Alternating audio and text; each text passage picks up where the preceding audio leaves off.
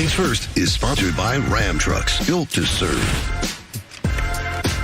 Good morning, everyone. Welcome to First Things First. I'm Jenna Wolf. That is Nick Wright. Antoine Walker is on the desk this morning. What up, man? Morning, Good to see you. Antoine. Good morning. Not a lot of sleep between three of us tonight.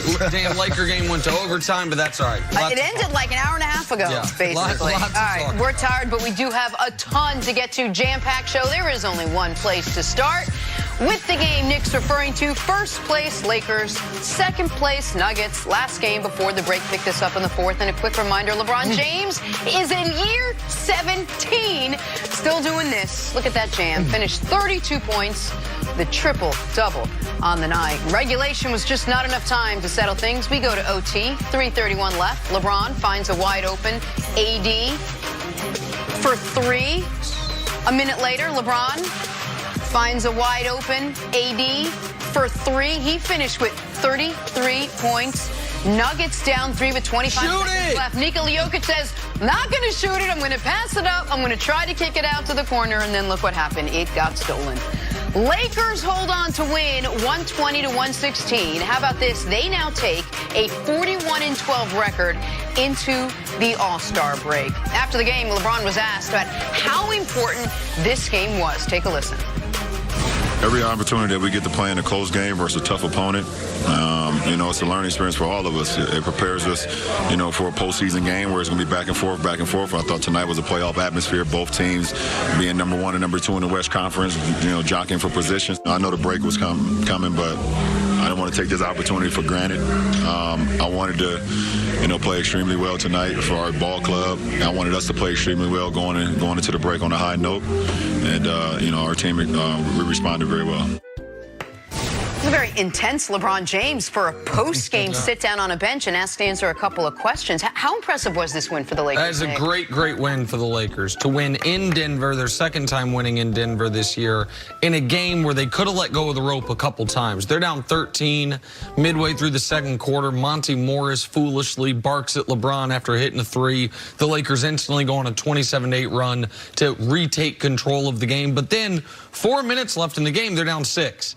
4 minutes left, down 6. You can come back, but you need score, stop, score, stop, score, stop. And that's exactly what the Lakers got. And then LeBron, we didn't show it. LeBron had a chance to win the game in regulation, misses the jump shot. His shot wasn't really falling yesterday, despite the great all-around game. They go to overtime, and Anthony Davis makes critical plays down the stretch. And LeBron and AD combined for 65 points, 22 rebounds, 16 assists, and a number of great defensive plays. And now, Antoine, the Lakers are in a position 5 losses clear of the field in the Western Conference going into the break. And you can speak to this. On good or bad teams, sometimes the last game for the All-Star break, you're not fully locked in. The Lakers had, to me, a very playoff approach to this game, and you saw it. So instead of the Nuggets being just 3 losses behind them, kind of nipping at their heels, a full 5 back with the Lakers having won both games already in Denver. I think it kind of sums up the Lakers' first half of the season. They've been very focused from game 1. LeBron and AD wanted to come out this season and establish themselves as the 1 seed. You saw that. We've been seeing that all season long. Obviously, we know why they struggled last week. They was able to regain that, so that was huge. A 3-game winning streak going into the All-Star break, I think, is also huge. And getting another game on Denver. I think what more impressive last night to me about the Lakers was the ability to play different lineups. So Nick, if you watch the lineup that they played, they were able to play LeBron at a natural 3, AD at 4, Dwight Howard most of the night at the 5. A lot of teams can't do that. They can mix their lineup so much, and that's what makes this Laker team going to be a really tough out for anybody in the playoffs. It makes them so great because of their versatility that they can put with different lineups. But I thought AD was great being aggressive, late in the, especially fourth quarter, overtime. His ability to step out and make the 3 is just another weapon that they have in his arsenal. He don't have to necessarily go down low and post up. He steps out, and he takes quality 3s. And the crazy part, he had just missed two 3s really bad. And he missed a 3. One of them would have won the game in regulation. Yeah. One of them was with the Lakers either up 2 or 3 at the time, and it was up 2 with around 40 seconds left. LeBron finds him for an open 3 that would have essentially ended the game, and AD missed that shot, and then he makes the 2 key ones in overtime. And I even want to take this game a step further, just watching it. And I know we're talking about the Lakers right now, but this shows you why Denver needs a superstar. It's unfortunate. Yeah. They got some good quality young players. They play hard. Obviously, their record indicates that. They have some young, I wouldn't call them stars, some B-list players to me. I think these guys are B-list. They're not in the elite category. Jokic hive gonna come after you for calling him a B-lister. Oh, he's a B-lister, easy. He's a. Let me take yours and I'll double down. He's not a superstar. He's a B-list star in his league, but he's great. I mean, guy can get you triple-double. But the thing with them, you saw late in game, not having one guy to go to hurts them. And then on the other end, you look at the Lakers with the two superstars. You can LeBron didn't have it going there late. You can go to AD, and that's what happened to the Denver Nuggets and why they wasn't able to close this game out, because they don't have that A-list star. And maybe one day Jamal Murray could be, because Jamal Murray's got the mentality for it. I wouldn't bet on it. My point is Jamal Murray wasn't scared down the stretch. I mean, Jokic got eaten alive by Dwight all night long. Dwight was sensational in this basketball game, bullying Nikola Jokic, getting offensive rebounds. And then I yelled during Jenna's highlight, but you're down 3. Jokic actually, over the last couple of years, has been very good in the final seconds of regulation at hitting big shots. To not take this shot here, I mean, that's not, come on, man. He said afterwards he knew he should have shot that ball. He said, I had it, I should have taken the shot. But Jenna, when you're a star, you don't think twice about that. You want that shot. That should be instinctive. Yeah, it's already there. And it's not a knock on him as a player. He's a great player. He's an all-star in this league. But the problem is, they're going to have to make a move to get a guy that's going to come in there that can get it done late if they want to get over the threshold to beat the Lakers and the Clippers. And just real quick, Jenna, before we move back to the Lakers, I know people will say, well, LeBron, his whole career, has passed up shot. Yeah, he's gone good shot to great shot. He's made sometimes in those spots, he's turned down the shot to get someone a wide open three-pointer. Nikola Jokic passed up the shot to get Kentavious Caldwell-Pope a game-sealing steal.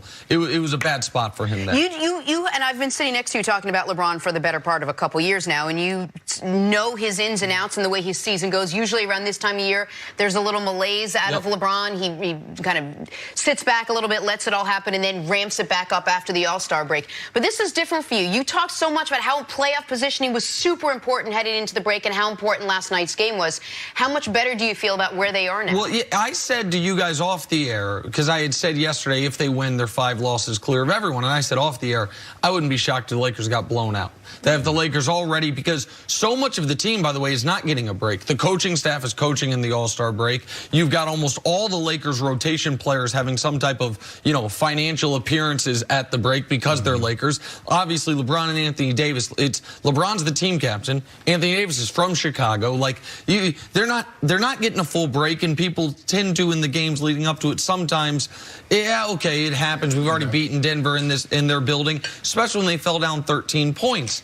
What flipped the game, though, was, and I'm a key on this, Antoine, was Alex Caruso in the second half taking Rajon Rondo's minutes.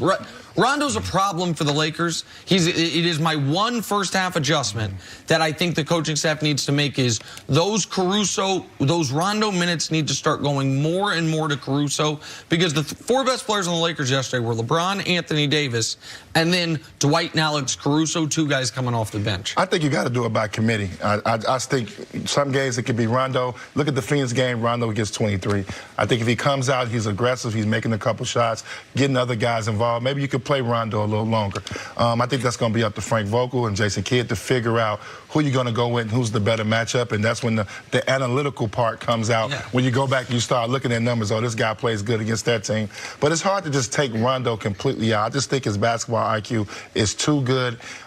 Situations like last night, where that was a playoff atmosphere, he's going to be good in those situations most of the time. He wasn't very good last night, but most of the time, I like Rondo. I trust him. I think it's very hard for Frank Vogel to look at Rondo, being a veteran and being a champion, and then go with Alex Caruso. I think it's just hard for him. To steal a line from Lakers Film Room on Twitter, we have a name for people with incredibly high basketball IQs who can't play anymore. They're called coaches.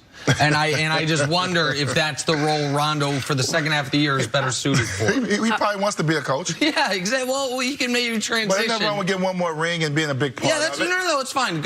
A coach from the bench. All right, Lakers pick up the win last night. They've got now an NBA best road record of 23-5 with that win.